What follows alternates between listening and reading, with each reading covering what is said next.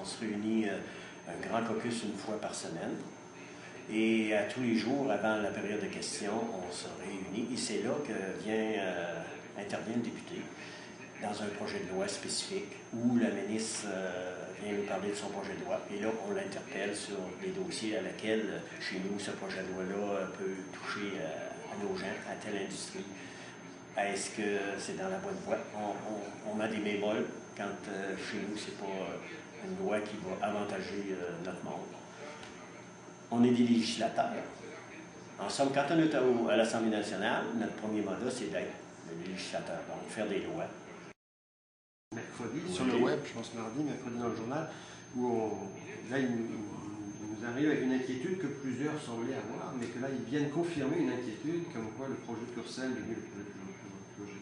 le Génésis, technologie, allait bien, oui, on dit d'abord que ça va bien, mais qu'on craint que ça puisse partir en Ontario. D'un autre côté, on dit que ça va bien, mais le gouvernement du Québec ne s'est pas encore positionné. Vous, avez-vous de l'information qui pourrait rassurer la population? Oui, ce projet-là dont on parle depuis 3 ans, sur lequel il y a des énergies qui ont été mises, il arrive. Il faut que le projet a changé. Et moi, en 18 mois absent, donc je reviens et reprends ce beau projet. Moi, je suis très optimiste.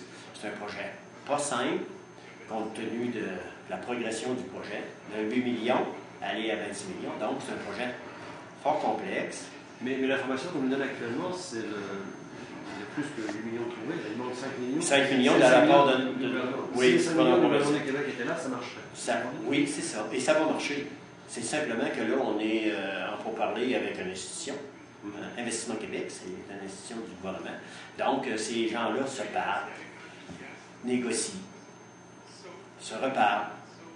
Nous, dans le moment, on laisse les pourparlers avec Investissement Québec. Et de temps à autre, on communique un état de situation avec le cabinet. Ça va bon train. C'est un dossier, comme je dis, pas facile, mais moi, je suis très optimiste. Je n'ai pas d'inquiétude. Si les gens de Purgenesis sont encore chez nous à vouloir venir à Montmagny, c'est que le milieu a fait sa part. Et le Québec fera sa part. Il parle de l'Ontario, mais je ne suis pas certain que l'Ontario fait des propositions comme le Québec le fait. Les gens sont inquiets, ceux qui touchent les gens du CLD, Jean-Guy lui-même, mais moi je leur dis, patience, c'est pas facile, c'est un dossier fort complexe. On partit de 8 millions pour les 8, on est rendu à 26 millions. Donc, Investissement Québec doit regarder ça dans ses programmes, de quelle façon? Est-ce qu'on peut viser quand même une annonce concrète avant l'été? Ben oui, il nous faut une annonce le plus tôt possible. Et je suis confiant qu'on va en avoir une. J'aimerais te dire que c'est attaché, mais on va laisser Investissement Québec continuer à négocier avec le promoteur, M.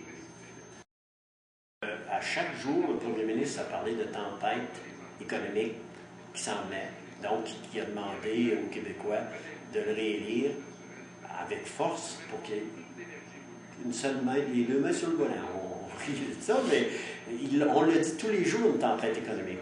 Chez nous, ici à Québec, ils la sentent moins. En région, durant la campagne électorale, on ne la sentait pas. Pas beaucoup. Il y a même Bourgeon, à part ça, qui se préparait depuis 2 ans. À part ça, dans les industriels, à l'ILS, on ne sentait pas ça. On l'a senti en janvier, par exemple. Là, on commence à le sentir. Maintenant, ça débouche. Oui, de la région, ça débouche. C'est ça. On avait prévenu une tempête économique. On l'a dit tous les jours. Pour une fois, je suis d'accord avec vous, mon cher M. Platini. Pour moi aussi, c'est un fait historique. Est-ce qu'il aurait fallu aller jusqu'au bout et tenir l'activité? Ah là, à mon point de vue, oui, parce que c'est un fait historique. Si on regarde du côté de la France, ils ont une façon de ramener les faits historiques. Les Américains, eux, ils rapportent les faits historiques, qu'ils soient perdants ou gagnants. Mais on assistait à une petite conférence cette semaine à la Commission de la capitale. On était reçus là mardi soir. Et M. Lebel, un professeur d'histoire, en est venu à l'effet que Québec, c'est historique, c'est touristique, et qu'il ne faut pas avoir peur des faits historiques. C'est un fait historique.